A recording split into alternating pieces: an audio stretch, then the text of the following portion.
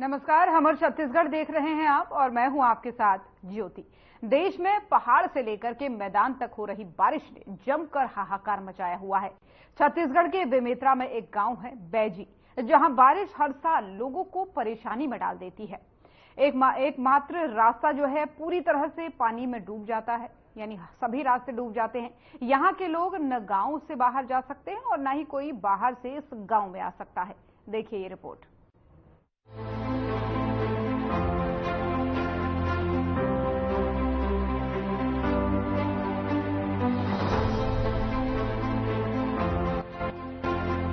ये तस्वीरें बेमेतरा जिले के बैजलपुर पंचायत के आश्रित गांव बैजी की है, जहां बारिश के मौसम में ग्रामीणों का हाल बेहाल हो जाता है। बैजी गांव जाने के लिए नदी के बीच बना निकट ही एकमात्र रास्ता है, जो हर साल नदी के तेज बहाव में डूब जाता है, जिसके बाद ग्रामीणों का संपर्क हर साल टूट जाता है। इतना ही नहीं, अगर इस समय गांव में इमरजेंसी की स्थिति बनती है तो उस दौरान भी ग्रामीण किसी तरह की कोई मदद नहीं पा सकते हैं, क्योंकि ग्रामीणों का संपर्क इस पानी के बहाव के चलते पूरी तरह से टूट जाता है। वहीं साथ मिले गांव के ग्रामीणों का कहना है कि आपात जैसी स्थिति में हम उस गांव वालों की मदद चाहकर भी नहीं कर सकते हैं, क्योंकि उन तक पहुंचने का कोई रास्ता ही नहीं है। जब तेज बारिश होती है तब उस गांव में आवागमन बंद हो जाता है। पढ़ने वाले दर्जनों बच्चों का स्कूल जाना तक प्रभावित हो जाता है। इस दौरान ग्राम सरपंच छोटू साहू ने बताया कि सरपंच बनने के पहले और बाद में भी इस पुल निर्माण कराने के लिए कई बार पूर्व मंत्री और पूर्व विधायक से गुहार लगाई जा चुकी है, लेकिन आज तक किसी ने भी यहाँ के बारे में नहीं सोचा। हम इस वक्त पहुँच चुके हैं ग्राम पंचायत बैजलपुर में। आप देख सकते हैं कि जो आखिरी ग्राम है बैजी, वो गांव पहुंचने का एक ही मार्ग है जो एनीकट है। ये भी बरसात के दिनों में डूब जाता है और गांव वालों को आने जाने में काफी दिक्कतों का सामना करना पड़ता है। अगर मेडिकल इमरजेंसी भी जरूरत होगी तो वो मेडिकल इमरजेंसी भी उनके तक पहुंच पाना मुश्किल है और गांव वाले जो है गांव में ही कैद हो चुके हैं। आइए एक गांव के जो ग्रामीण है उनसे जानने की कोशिश करते हैं। जी, क्या नाम है आपका? कैसे आना जाना करता हो गाँव जाए पर? मतलब ये आ जाते थे नहीं बाढ़ जैसे नहीं है, सही बता। और कहाँ रास्ता है आ जाए पर? ये वो 4 किलोमीटर रेंज के लगते खेते के। अभी तक कोनो शासन प्रशासन से कोनो आए हैं पुल के निर्माण के लिए? आप कोई मांग की है या कोई अधिकारी कर्मचारी आए आप लोग? आया था, सब आया था। उस बार भी आया था तो उस नाव में ही चला गया। उस बार खाना वाना लेके गया था, वहां तक गया था तो घर भी डूब गया था। उस बार पुल के लिए मांग के लिए किसी अधिकारी कर्मचारी को शासन आया था उस दिन नापने के लिए ही, लेकिन कुछ भी नहीं हुआ। शासन के हम लेकर पुल देता है। पुल देता है। रुकना। कितने सालों से आप लोग परेशान हैं? 20-25 साल। भाजपा सरकार से मांग करते हैं कि एक पुल दे दे, आने जाने में तकलीफ होता है, बस यही जानने की कोशिश करते हैं बरसात के दिनों में इनको क्या क्या परेशानियों का सामना करना पड़ता है। जी, कहाँ नाम है कैसा आपका? क्या नाम है? कै साल हो गया अपन जो ये समस्या? 8 साल आते हैं तो बहुत दिन हो गए। कै साल हो गए? 2 साल हो गए बाढ़ आते। अभी 3 हफ्ते हो गए डूबे। इमरजेंसी कपड़ों तबियत खराब हो गए तो कैसे अस्पताल तक पहुँचता आपको? खारे खार लिखते में होती है। क्या किलोमीटर है खार? 3 किलोमीटर होती है। कोई अधिकारी कर्मचारी आज आप मन में खुद दे बस कोनो आ रही ना अधिकारी कर्मचारी दवाई पहुँचा लोग आई पुल के मांग करे हो अभी। इस साल आई आपदा को लेकर फिर से सरकार और स्थानीय विधायक को इस समस्या से रूबरू कराया गया है। अब देखना होगा कि सालों से परेशान ग्रामीणों को उनकी समस्याओं से कब तक निजात मिलती है। जैसे कि ग्रामीणों ने बताया है कि 20 से 25 साल हो गए इनको बरसात के सीजन में इनको आने जाने में बहुत ही काफी दिक्कतों का सामना करना पड़ता है। अब देखने वाली बात होगी कि ग्रामीणों का ये जो पुल का जो निर्माण का जो इन लोग मांग कर रहे हैं शासन प्रशासन से, ये कब तक पूरा होता है या यूं ही ग्रामीण जो है गांव में कैद होने पर मजबूर होंगे। हर खबर छत्तीसगढ़, अमित पाल।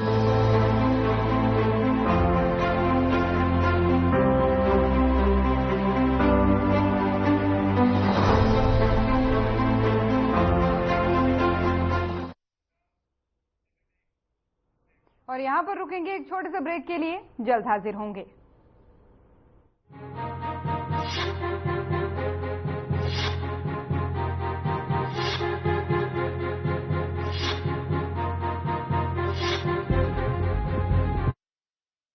बस्तर, जिसे पूरी दुनिया अब तक नक्सलवाद और हिंसा के नाम से जानती थी, वो बस्तर अब विकास, विश्वास और सुरक्षा बलों की शौर्य कथाओं से पहचानी जा रही है। और ये सब कुछ संभव हो पाया है राज्य में आई सुशासन की विष्णुदेव सरकार की वजह से, जिनके कुशल और मजबूत नेतृत्व में सरकार न सिर्फ नक्सलियों के मांद में घुसी है, बल्कि बस्तर वासियों के विश्वास को भी जीती है। अब यहाँ लोगों के चेहरों पर दहशत नहीं, उम्मीद और मुस्कान नजर आता है। गृह मंत्री के मार्गदर्शन में DRG, Bastar fighters, STF, cobra, राज्य पुलिस और सीआरपीएफ के संयुक्त प्रयास से दिसंबर से मई माह के बीच 73 मुठभेड़ में 95 नक्सलियों को मार गिराया गया है। वहीं 360 नक्सली गिरफ्तार हुए हैं। शासन की योजनाओं से प्रभावित होकर 288 नक्सलियों ने आत्मसमर्पण कर मुख्य धारा में लौटने की प्रतिबद्धता जताई है। ये शासन की जन कल्याणकारी योजनाओं का ही असर है कि नक्सली अब समाज की मुख्य धारा में शामिल हो रहे हैं। बात यहीं पर खत्म नहीं होती। माओवादी घटनाओं के कुशल और सटीक जांच के लिए राज्य अन्वेषण एजेंसी एसआईए का गठन किया गया है। वहीं फंडिंग और सप्लाई को रोकने प्रकरणों को एनआई को सौंपा जा रहा है।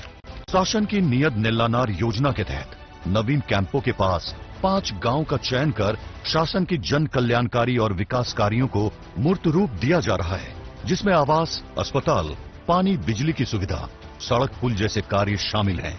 बस्तर में अब भय और आतंक का नहीं, बल्कि विकास, सुशासन और सुरक्षा का माहौल है। बदली है धरती, बदला है आसमान। सुशासन के इस दौर में बस्तर को मिल रही है नई पहचान।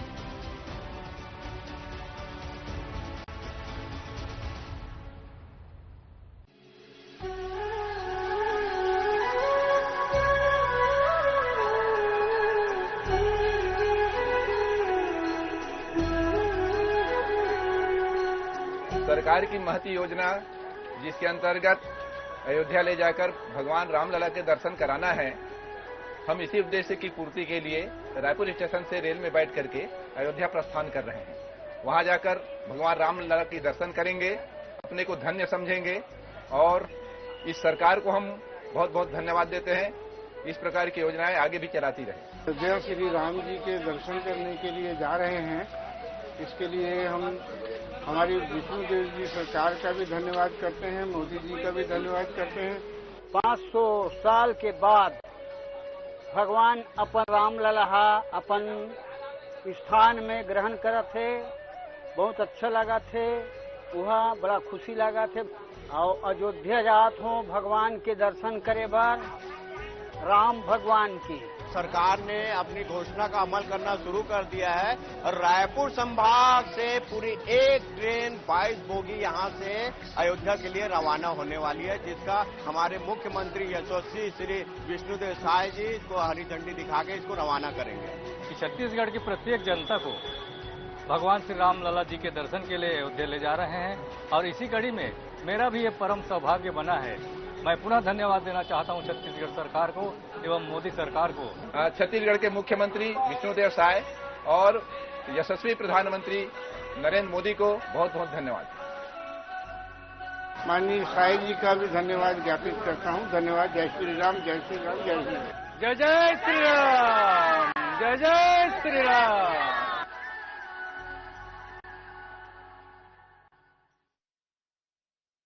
निराशा और उदासी की लकीरें मिट चुकी हैं। भ्रष्टाचार और माफिया राज की तस्वीरें मिट चुकी हैं। छत्तीसगढ़ बढ़ चला है विकास और समृद्धि के एक सुनहरे सफर पर। सुशासन जहां मिलेगा हर मोड़, हर डगर पर। त्वरित फैसले और जनहितैषी नीतियों से छत्तीसगढ़ अपना सुनहरा भविष्य गढ़ रहा है। 5 महीने के अल्प समय में ही मुख्यमंत्री श्री विष्णुदेव साय के नेतृत्व में राज्य सरकार के साहसिक और त्वरित निर्णय ने गारंटी पूरी होने की मोदी की गारंटी पर अपना मुहर लगाया है, जिनमें प्रमुख है 25 दिसंबर सुशासन दिवस के दिन 13 लाख किसानों को धान के बकाया बोनस 3,716 करोड़ रुपए का किया गया भुगतान। किसानों को मजबूत करने के उद्देश्य से राज्य में कृषक उन्नति योजना की शुरुआत, जिसके तहत राज्य के किसानों से 3100 रुपए में प्रति क्विंटल के हिसाब से 144.92 लाख मीट्रिक टन धान खरीदी का रिकॉर्ड कायम हुआ। प्रधानमंत्री आवास योजना के अब तक रुके हुए 18 लाख मकानों के निर्माण का फैसला किया गया, जिसके लिए बजट में 8,369 करोड़ का प्रावधान किया गया। तेंदुपत्ता संग्राहकों का पारिश्रमिक 4,400 से बढ़ाकर 5,500।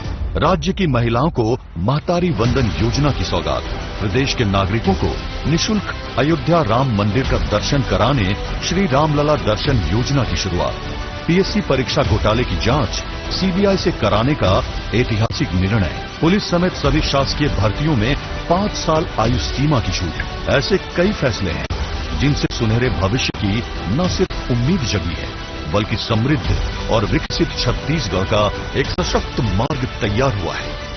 मोदी की गारंटी और विष्णु का सुशासन, विकास और प्रगति की यात्रा से जुड़ने तैयार है प्रदेश के जन जन। क्या रंग खिला, क्या रूप सजा, मैंने ही नहीं दुनिया ने कहा।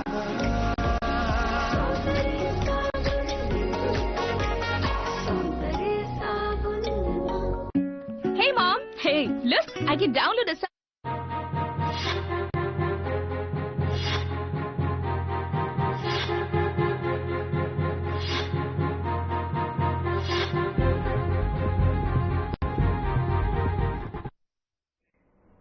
और ब्रेक के बाद एक बार फिर से स्वागत है आप सभी का। चलिए खबरों में आगे बढ़ते हैं। दुर्ग जिले में लगातार बारिश के चलते नदी नाले उफान पर हैं, जिसके चलते आम जनजीवन अस्त व्यस्त है। वहीं धमधा ब्लॉक के ग्राम पंचायत भांडा कोकड़ी में जो है आश्रित ग्राम मुड़पार में ग्रामीणों को और स्कूली बच्चों को जान जोखिम में डाल करके नाला पार करना पड़ रहा है। कई परिजनों ने तो अनहोनी के डर से अपने बच्चों को स्कूल भेजना ही बंद कर दिया है। देखिए रिपोर्ट।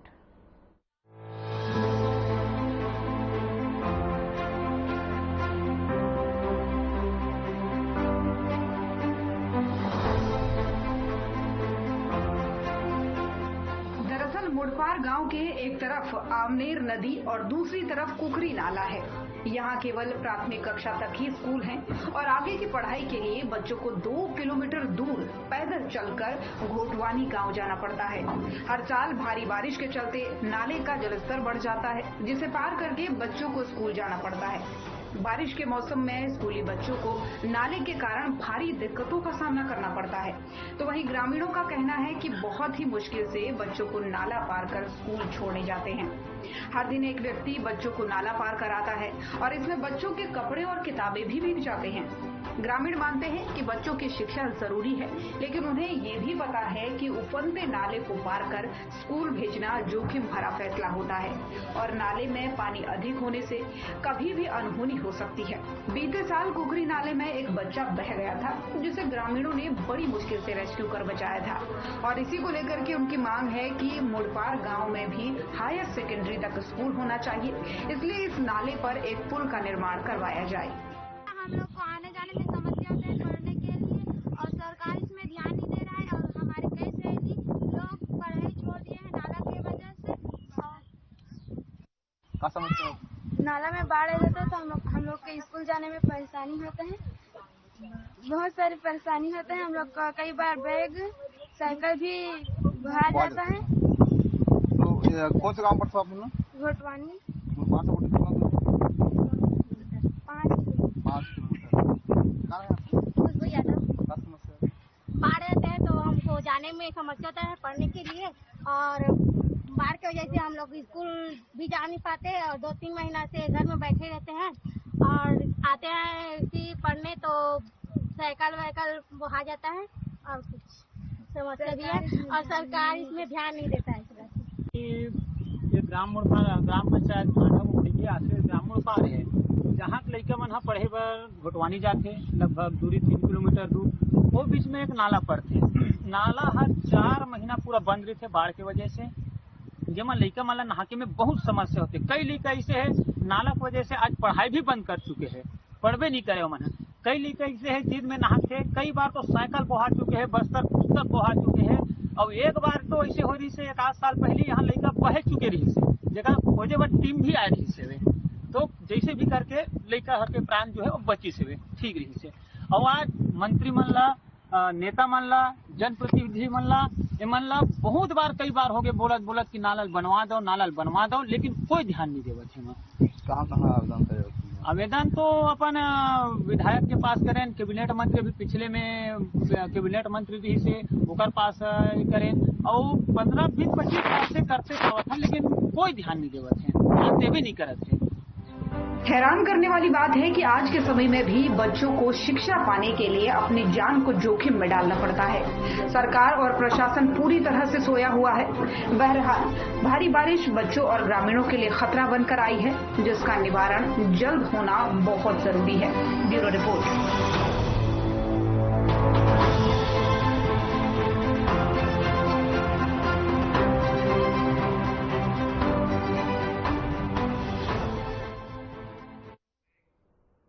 और वहीं कोंडागांव जिले में बारिश का कहर, 10 साल के बच्चे की टॉयलेट छत धसकने से दबकर मौत हो गई। लगातार हो रही बारिश ने कोंडागांव जिले में हाहाकार मचाकर रखा है।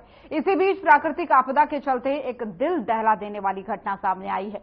आपको बता दें कि सिटी कोतवाली कोंडागांव के अंतर्गत आने वाले पलारी गांव के नानी पदर में आज सुबह एक 10 साल के मासूम, जो एक बच्चा था 10 साल का, टॉयलेट करते समय मलबे के नीचे दब गया।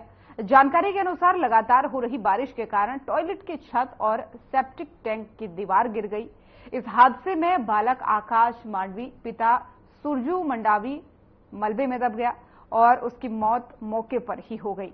इस घटना से पूरे गांव में शोक की लहर दौड़ गई है। लोग इस हादसे से बेहद दुखी हैं। प्रशासन ने लोगों से अपील की है कि वे बारिश के मौसम में सावधानी बरतें और टूटे फूटे मकानों या फिर ढांचों के पास न जाएं।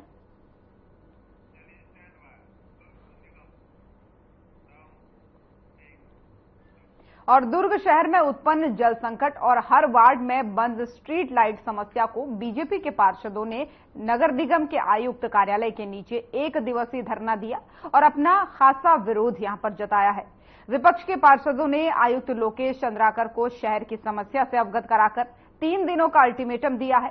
और इस दौरान उपनेता प्रतिपक्ष देवनारायण चंद्राकर ने मीडिया से बातचीत के दौरान नगर पालिका निगम के महापौर धीरज बाकलीवाल और पूर्व विधायक अरुण वोरा के ऊपर जमकर निशाना साधा। उन्होंने कहा कि चुनाव हारने का बदला पूर्व विधायक अरुण वोरा जनता से उनकी समस्या का निराकरण न कर अपना बदला ले रहे हैं। वहीं महापौर धीरज बाकलीवाल विधानसभा चुनाव के बाद से नगर निगम में अपने कार्यालय में बैठना उन्होंने छोड़ दिया है। ऐसे में जनता किसके पास जाकर अपनी समस्याओं को बताए?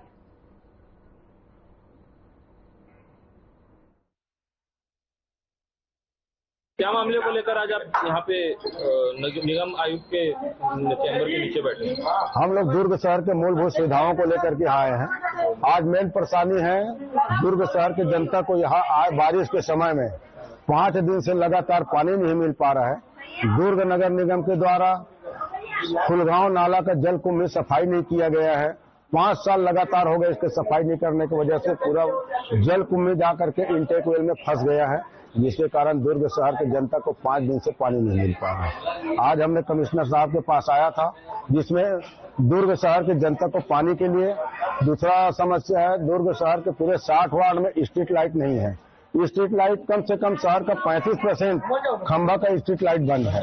कई प्रकार से इसमें दुर्घटना, चोरी जैसे, डकैत जैसे दुर्घटना हो रहा है। कई प्रकार से बदमाश के द्वारा चाकूबाजी भी किया जा रहा है। इस समस्या था। तीसरा समस्या था दुर्ग शहर के गरीब जनता अपने राशन कार्ड के लिए विधानसभा से पहले आज तक के राशन कार्ड का फॉर्म भरे हैं। उनका दुर्ग शहर के आरआई के द्वारा आज तक सर्वे करके रिपोर्ट नहीं भेजा खुद ऑफिस में, जिसके तहत कारण से दुर्ग शहर के गरीब जनता का राशन कार्ड नहीं बन पा रहा है। ऐसे 3 मांगों को लेकर के आज माननीय कमिश्नर साहब को ज्ञापन सौंपे हैं। और महापौर जी तो यहाँ है नहीं है। महापौर जो यहाँ विधानसभा चुनाव इसका विधायक के हारने के बाद से यहाँ से नदारत है, यहाँ दिखते नहीं है। दुर्ग शहर की जनता से उसको कुछ लेना देना नहीं है। आज इन मांगों को लेकर के हम वहाँ कमिश्नर साहब से मुलाकात किए हैं, उसमें 3 दिन का आश्वासन दिया है। अगर 3 दिन में यह मूलभूत सुविधा पूर्ण नहीं करता तो हम भारतीय जनता पार्टी के पार्षदों के द्वारा फिर से हम धरना प्रदर्शन करेंगे। तो हमर छत्तीसगढ़ देख रहे थे आप। बुलेटिन में फिलहाल इतना ही। नमस्कार।